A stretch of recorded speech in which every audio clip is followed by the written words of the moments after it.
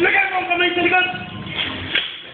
Sa mga kapwa ko, Muslim at Kristiyano, kami po ay napagkutusan lamang ng mga ambahuan na ang leader namin ay si Herman Simbaho. Yung mga namatay sa Maguindanao, wala kaming alam doon. Ang pakay lang namin, makita ng mga mamamayan ang aming mga hinain.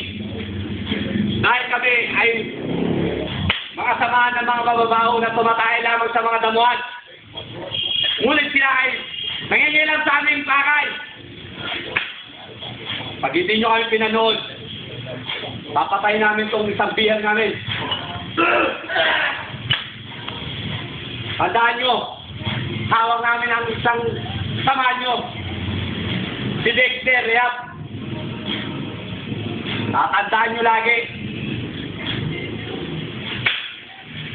Tandaan nyo!